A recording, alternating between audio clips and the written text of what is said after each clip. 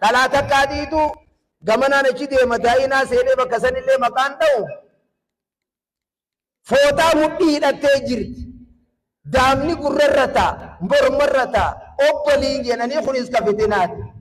Daa'inaan kun wal nama agarsiisa bara kana fuloon deebisee indeen naachuu salaam naachuu nama jechisiisa. Fuula kanattiin itti deebi'ee jira obboli footaa arma jirtu tana asii ol baasiin jee. Yoon arma ol baase namni ni argaa hinaan jetti bara akka namni arguu hin bitadhee.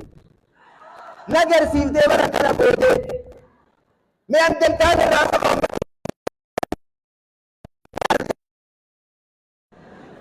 Isin walaa yubdiina ziinatahunna illaa libu'uulatihinna bar dhiirti fuudhu jirtu kun haquma qabdii kana bar dhalaala laalachuu jirti. Osoo jaartii manaa qabu haqa kaa dhalaa daaba agartu arke kaa tabereedee deemtu arke kaa tamana jirtu tunoo tadaaba isiidha warra isaanii kaayyan akka sarraatanyaa jaarsa dur olii ga pilli pilli jedhu sarraatanya bakkaatti sarraatanya alawaadaa keessaa gabbaat ta'ala tiinni tirarra utuni sanuma namaatii bar abooto baan dhugattuu wallaahi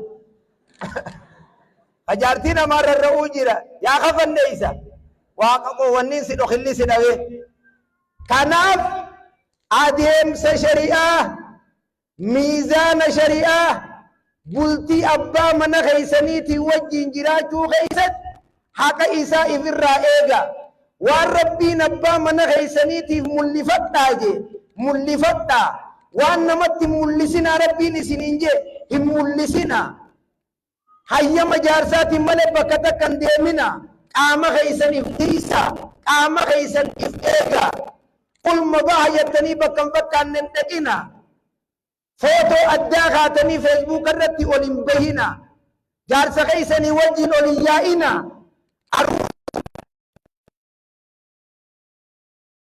jettanii huccuu ashaangullitti ta'itanii hin kireeyfatina.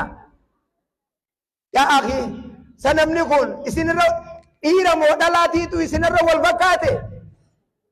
Ani dhiira moo dhalaa wal fakkaate? Dhiirtinii armaa calle kaayyan armaa mataadha gudureeyse akka dhalaatti gamanaa dhiira gamanaa dhala dubbii yogguu garii nama dhibdi.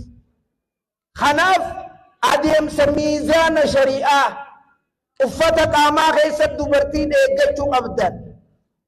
Jallaabiyaa kaayyattanii rabbi sodaadhaa dhiiratti kanan maramtan. Maa huccuma san firraa gad hin baasin. Sin harku seete barni mul'ataatee huni.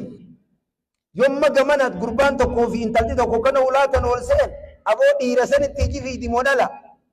Isiniin baanaa warra gamana. Laala isin namni tokko ol seen akka keetii kana iji isin agartu. Han malee gosa biroo taan san malee. Gosa taan itti iji fi.